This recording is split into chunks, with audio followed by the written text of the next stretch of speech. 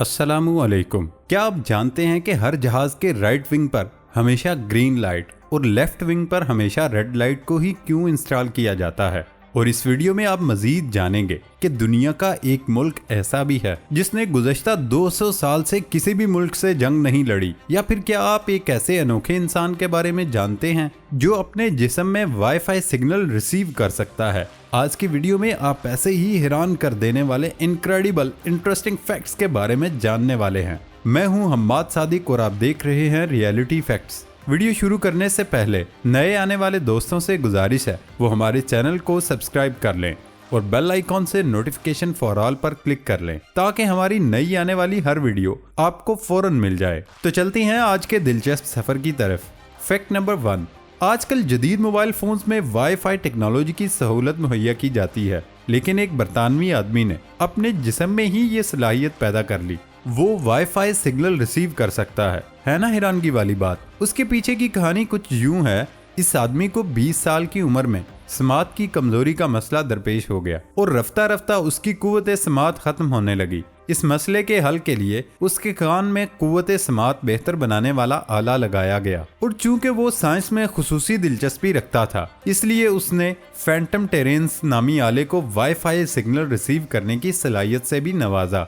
वो जब भी सड़क पर चलता है या किसी इमारत में दाखिल होता है तो वहाँ मौजूद वाईफाई के सिग्नल उसके कान में आवाज की सूरत में सुनाई देते हैं। है ना interesting fact. Fact number 2, cycle का सफर कितना खूबसूरत, आरामदेह और पुरसुकून हो सकता है। इसका तस्वर करें और पहुंच जाएं हॉलैंड, जहां साइकिल सवारों के लिए दुनिया की पहली शमसी तवानाई के पैनल से सड़क तैयार की गई। आप साइकिल लाएं और बगैर तवानाई सर्फ किए उसे दौड़ाएं। हॉलैंड का शुमार दुनिया के सबसे ज्यादा साइकिल दोस्त ममालिक में होता है। यहाँ 1,80,00,000 साइकिलें सड़कों पर दौड़ती हैं। लेकिन अब एम्स्टरडैम में साइकिल सवारों को मजीद सहूलत और आसानी के लिए एक ऐसी सड़क तामीर की गई जो शमसी तवानाई की ताकत जमा करने की भरपूर सलाहियत रखती है और उसे 16 रोड का नाम दिया गया, जबकि इसकी लंबाई 70 मीटर है। सड़क को थोड़ा सा खम दिया गया ताकि बारिश का पानी न ठहर सके और मिट्टी से उसकी सतह को बासानी साफ किया जा सके ताकि सूरज की रोशनी पूरी तरह सिस्टम तक पहुंच सके।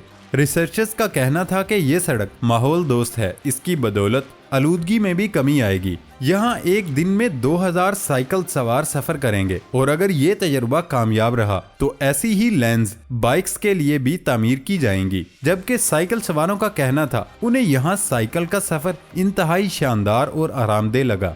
फैक्ट नंबर 3, अमूमन होटल्स और कैफे में जानवरों का दाखिला बंद होता है जिससे वो यहाँ के लुत्फानंदोज खानों और माहौल से महरूम रह जाते हैं। उनकी इस महरूमी का हल निकाल लिया गया है टोक्यो में। यहाँ एक नहीं कई कैफे ही जानवरों के नाम कर दिए गए। इन कैफेज में जानवर अपनी मर्जी से घूमते हैं, अपनी मर्जी की मजे मजे की डिशेस से लुत्फानंदोज होते हैं। यही नहीं बल्कि यहाँ आने वाले लोग भी इन जानवरों के लिए न सिर्फ उनकी पसंद के खाने साथ लाते हैं बल्कि कई तोहफे भी देकर जाते हैं। लोगों का कहना है कि यहाँ जानवर बहुत खुश और हशाश बशाश नजर आते हैं। एक कैफे तो सिर्फ खरगोशों के लिए मुख्तस कर दिया गया। यहाँ आने वाले अफराद खरगोशों की उछल कूद से इंतहाई लुत्फानंदोज होते हैं, जबकि लोग कैफे से उनके लिए पास्ता लंच भी खरीद कर उन्हें खिलाते हैं। एक और कैफे को सिर्फ परिंदों के लिए वक्फ कर दिया गया। यहाँ खूबसूरत और रंग बिरंगे परिंदे आने वालों की तवज्जो अपनी जानिब मबजूल करा लेते हैं। अगर आप परिंदों से दोस्ती करना चाहते हैं तो उसकी कीमत है 1 कप काफी, यानी काफी पिएं और परिंदों के साथ दोस्ती करें। इस कैफे की एक खास बात यह है यहाँ आप उल्लू की शक्ल के बिस्किट खाकर भी लुत्फानंदोज हो सकते हैं, जबकि यहाँ आने वालों को तहाइफ भी दिए जाते हैं। फैक्ट नंबर 4, क्या आप जानते हैं कि प्लेन के विंग्स पर कुछ इस तरह की लाइट्स को क्यों लगाया जाता है? दरअसल दोस्तों इन लाइट्स को नेविगेशन लाइट्स, रनिंग लाइट्स और पोजीशन लाइट्स के नाम से जाना जाता है। असल में ये 3 अलग अलग तरीके की लाइट्स होती हैं जिसमें हाई इंटेंसिटी की रेड, ग्रीन और वाइट कलर की लाइट्स को इस्तेमाल किया जाता है। हर प्लेन के लेफ्ट विंग पर रेड लाइट को इंस्टॉल किया जाता है, जबकि प्लेन के राइट विंग पर ग्रीन लाइट और प्लेन की टेल पर व्हाइट लाइट को इंस्टॉल किया जाता है। असल में ऐसा सिर्फ इसलिए किया जाता है ताकि अगर कोई प्लेन रात के वक्त हवा में उड़ रहा है, उस सूरत हाल में अगर प्लेन के पैरेलल या फिर आसपास कोई दूसरा हेलीकॉप्टर या फिर प्लेन आता है तो उस सूरत में दोनों ही पायलट्स को ये पता चल सके कि दूसरा प्लेन किस डायरेक्शन में मूव कर रहा है।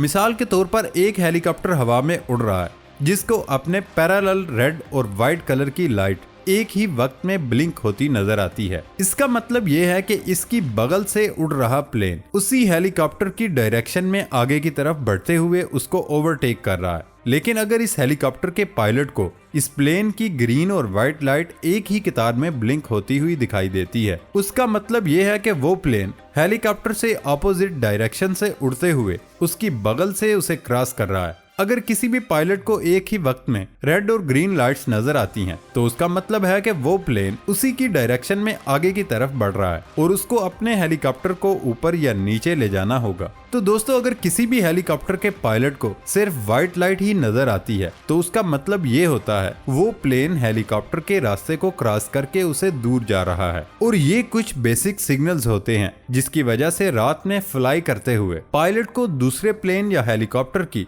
डायरेक्शन का पता चल जाता है। अब आप प्लेन की लाइट्स के बारे में भी इंटरेस्टिंग फैक्ट जान चुके हैं। क्या आप इस इन्फॉर्मेटिव और इंटरेस्टिंग फैक्ट के बारे में जानते थे? अगर नहीं जानते थे तो वीडियो को लाइक और शेयर करके दूसरे दोस्तों से इस फैक्ट को शेयर करें।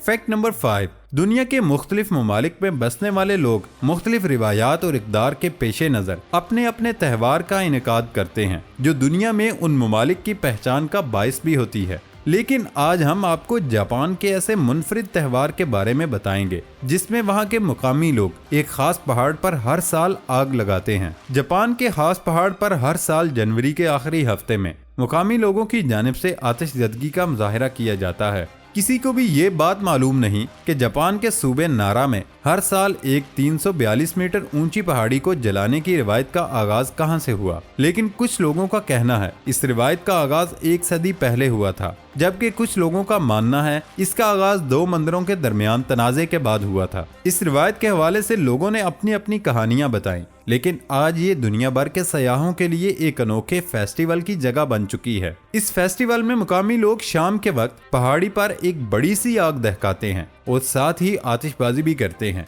देखते ही देखते कुछ वक्त बाद आग पूरी पहाड़ी पर फैल जाती है। इस पहाड़ी की खुश्क घास को जलने में 15 से 30 मिनट का वक्त लगता है और इस आग की रोशनी के मनाजर मीलों दूर फासले से भी देखे जा सकते हैं। इस दौरान किसी भी किस्म के नुकसान से बचने के लिए पूरे फेस्टिवल के दौरान फायर फाइटर्स का अमला भी हाजिर रहता है।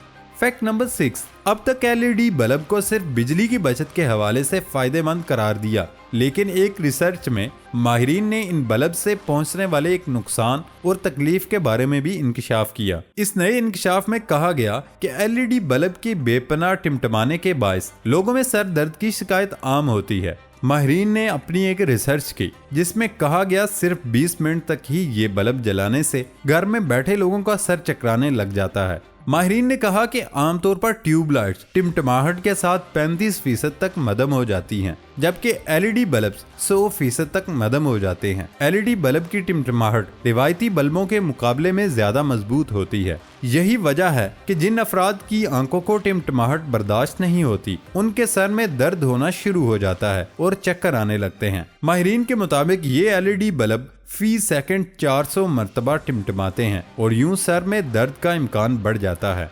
फैक्ट नंबर 7, जदीद दुनिया की तारीख में दुनिया के हर मुल्क ने कभी न कभी जंग का मजा जरूर चखा, लेकिन दुनिया का एक मुल्क ऐसा भी है जिसने गुज़श्ता 200 साल से किसी मुल्क से जंग नहीं लड़ी।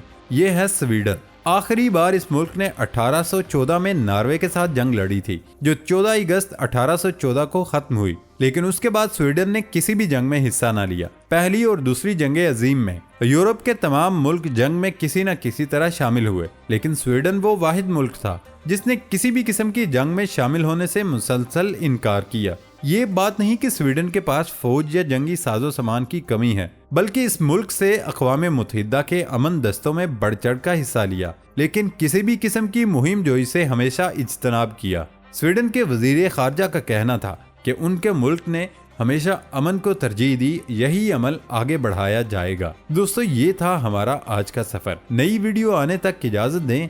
अल्लाह हाफिज।